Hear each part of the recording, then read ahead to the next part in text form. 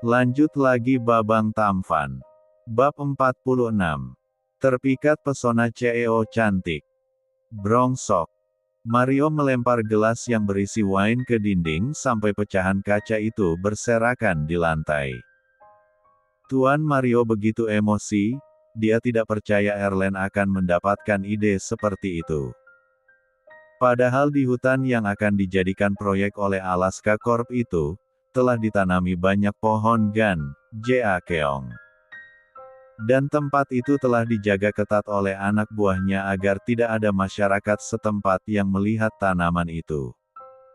Ide dari Erlen adalah sebuah kerugian yang sangat besar untuknya. Asisten Ken hanya diam, dia hanya bisa mematung membiarkan tuannya meluapkan segala kemarahannya. Anak itu baru saja muncul tapi telah membuat aku muak. Tuan Mario mengepalkan tangannya, pandangnya beralih pada asisten Ken, suruh semuanya untuk membersihkan tanaman gan, Ja Keong sebelum ada yang memeriksa hutan itu. Baik, Tuan. Asisten Ken menunduk dengan patuh. Tuan Mario menyesal, seharusnya dia tidak usah membahas hutan itu. Gara-gara ingin menjatuhkan Eliana malah dirinya yang mendapatkan kerugian. Bukankah El akan ikut menyurvei hutan itu bersama suaminya? Tanya Tuan Mario dengan tatapan yang begitu mematikan, membuta asisten Ken sangat takut jika dia berontak dari tuannya. Lia, saya dengar begitu, Tuan. Tuan Mario terkekeh, perintahkan seseorang untuk mencelakai El, dibuat seapik mungkin seakan itu murni kecelakaan. Tuan Mario memang tidak bisa menggunakan jasa Black dalam misi ini, karena dia tahu tipikal Black seperti apa, yang bisa membunuh secara sadis, mungkin nantinya malah menjadi malapetaka untuknya jika polisi mencurigai kecelakaan Eliana itu disengaja. Asisten Ken tercengang mendengar perintah dari Tuan Mario, tapi Tuan, jangan bicarakan ini semua pada Juan. Jika Juan tahu, itu berarti kamu yang beritahu dia, dan aku tidak akan memaafkan kamu, keluarga kamu akan menanggung akibatnya jika mengkhianatiku. Tuan Mario mencoba untuk mengancam asisten Ken. Tentu saja Tuan, saya akan selalu mengabdi pada Anda. Tuan Mario terkekeh, dia menepuk-nepuk pundak asisten Ken, Bagus. Kamu boleh pergi. Asisten Ken menganggukkan kepala, Lia, Tuan. Oh tunggu dulu asisten Ken. Tuan Mario mencegah asisten Ken untuk pergi. Kenapa Tuan? Saksi itu, apakah kamu sudah menemukannya? Tuan Mario membahas soal kecelakaan 2 tahun yang lalu. Belum, Tuan. Sepertinya Nona El juga sama, dia sedang mencari saksi itu. Tuan Mario duduk, dia mengetuk-ngetuk meja dengan jarinya sambil menghela nafas, Baiklah, temukan dia secepatnya. Baik, Tuan. Asisten Ken menunduk dengan patuh. Sementara itu di mansion yang sama, nampak Juan yang berjalan dengan hati-hati masuk ke dalam kamar milik Tuan Mario. Dia mencari sisir yang sering digunakan oleh papanya itu. Matanya berbinar begitu melihat ada 2 buah sisir yang tersimpan dengan rapi di tempatnya. Juan sangat tahu Tuan Mario sering menggunakan sisir yang berwarna hitam. Dia membawa sisir itu dan mendapati ada 1 helai rambut menyangkut di sela-sela sisir berwarna hitam itu. Juan tersenyum kecut, dia segera membawa sehelai rambut itu, memasukkannya ke dalam plastik. Dia ingin melakukan tes DNA antara Tuan Mario dengan Erlen. Dia sangat penasaran apakah mungkin Erlen itu adalah anak kandungnya Mario. Ceklek. Juan dikejutkan dengan suara seseorang membuka pintu. Juan segera menyimpan plastik kecil yang berisi sampel rambut Tuan Mario itu ke dalam saku celananya. Dia pura-pura bersikap tenang begitu tahu siapa yang masuk ke dalam kamar. Juan. Nyonya Vera mengerutkan keningnya, dia terkejut mengapa Juan berada di kamarnya, karena baginya kamar adalah tempat yang privasi, walaupun Juan adalah anaknya. Oh Mama, Juan kesini mau mencari Mama, tapi karena Mama gak ada, jadi Juan ingin melihat ada banyak sekali foto-foto di sini. Juan menunjuk foto-foto di figura kecil, ada foto dirinya yang sering difoto bersama sang mama. Sebagai seorang ibu, Nyonya Vera sama sekali tidak menaruh curiga pada Juan. Oh foto itu, di sana memang ada banyak foto kamu. Mama sengaja memajangnya di sana. Oh begitu, Juan sayang sekali sama Mama. Juan memtigaluk manja Nyonya Vera, wanita inilah yang membuat Juan tidak bisa meninggalkan kehidupannya, karena Nyonya Vera begitu sangat menyayanginya dan memanjakannya. Tentu saja, Mama juga sangat sayang sama Juan. Oh iya bagaimana kalau kamu mencoba untuk kencan buta? Mama punya teman, namanya Tante Amel, dia memiliki putri yang sangat cantik. Juan memotong perkataan Nyonya Vera, lain kali saja ya Ma. Juan sangat sibuk sekali. Ya udah tidak apa-apa. Tapi ngomong-ngomong buat apa kamu mencari Mama? Oh itu. Juan berpikir sejenak, dia mencoba untuk mencari alasan. Tadinya Juan ingin ngajak dinner sama Mama, tapi sepertinya sudah malam sekali, lebih baik lain kali saja. Nyonya Vera tersenyum mendengarnya, yang ngajaknya dadakan sih. Hehe iya Ma, kalau gitu Juan pergi dulu ya. Juan ngantuk sekali. Nyonya Vera membelai rambut Juan dengan penuh kasih sayang, Lia Juan sayang, lebih baik kamu cepat tidur gih. Juan menganggukkan kepala, dia tersenyum pada mamanya lalu segera melangkah pergi meninggalkan kamar itu. Juan bisa bernafas lega karena berhasil membawa sampel rambut milik Tuan Mario. Nyonya Vera memandangi foto-foto Juan yang masih kecil, entah mengapa pikirannya yang dulu jadi terlintas lagi bahwa Juan sama sekali tidak ada kemiripan di antara dia dan suaminya. Dia mengutuk dirinya sendiri mengapa harus memikirkan itu lagi, padahal sudah jelas bahwa Juan adalah anaknya. Begitu sampai kamar, Juan menyimpan sampel rambut itu ke dalam laci, kini giliran dia harus mendapatkan sampel dari Erlen.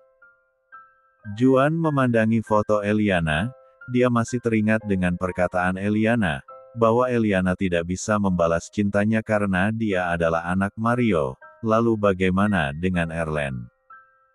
Apakah Eliana akan meninggalkan Erlen jika akhirnya tes DNA itu menunjukkan bahwa Erlen adalah anak dari Tuan Mario? Dengan begitu, apakah itu artinya dia akan diterima oleh Eliana jika kenyataannya dia bukanlah anak dari Tuan Mario? Bab 47. Kembali di Mansioan. Eliana mengatakannya dengan berat hati, aku adalah anak yang kamu tolong 13 tahun yang lalu. Erlen terperangah mendengarnya, melebarkan pandangannya menatap Eliana, rasanya sungguh mengejutkan, bagaimana mungkin anak gadis yang dia tolong 13 tahun yang lalu itu Eliana. Orang yang sempat dia cari keberadaannya rupanya ada di sini, di dekatnya, bahkan kini telah menjadi istrinya. Jadi kamu.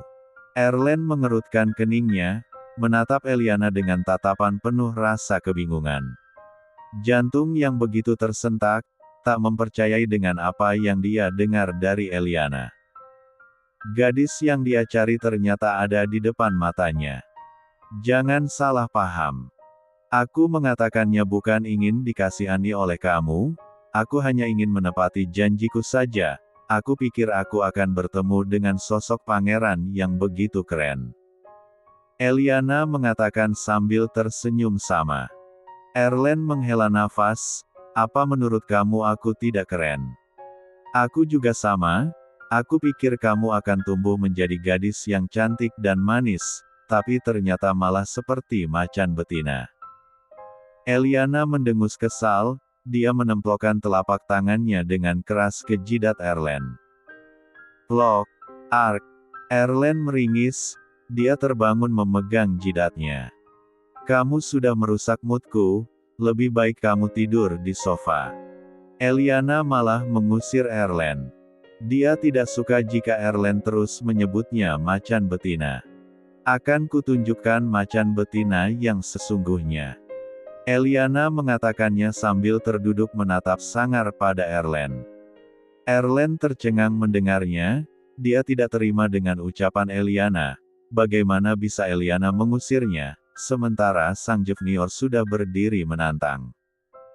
Padahal dia lebih memilih mendatangi Eliana dibandingkan dengan Chelsea. Bukannya malam ini kita. Erlen tidak meneruskan perkataannya begitu melihat Eliana menatap sangar padanya. Oke, aku akan tidur di sofa. Tapi apa kamu tidak ingin mempercepat ke-4 Milan kamu itu? Lain kali saja. Erlen mengumpat pada dirinya sendiri, padahal dia tahu sifat Eliana bagaimana, mengapa harus membuatnya marah. Erlen segera berdiri, dia pindah duduk di kursi sofa dengan B1 birnya yang sedikit manyun, karena tidak mendapatkan jatah malam ini. Erlen memperhatikan Eliana yang sedang berganti baju, jakunnya naik turun begitu melihat dia yang hanya memakai P4 kain D4 lem saja, begitu mulus dan moleknya tubuh gadis itu, Erlen meneguk Slavinanya dengan susah payah. Sialnya Eliana memakai lingerie yang begitu mengnoda. Erlen benar-benar termakan ucapannya sendiri, dia jadi ingin sekali meni 3 entuh gadis itu. Sejak kapan kamu tahu bahwa aku yang menolong kamu? Eliana menatap Erlen sambil mengacingkan lingerie yang dia pakai, membuat nafas Erlen begitu terasa berat melihatnya, sejak kamu memberikan kartu identitas kamu. Mengapa baru bilang sekarang? Mengapa aku harus bilang padamu? Bukannya aku tidak ada artinya juga di hidup kamu? Kamu dan mantan kamu itu berpacaran sangat lama, pastinya tidak mungkin kamu ingin mengetahui tentang aku. Eliana mengatakannya dengan nada kecewa, dia merasa hanya dia yang mencari Erlen selama ini. Erlen terdiam.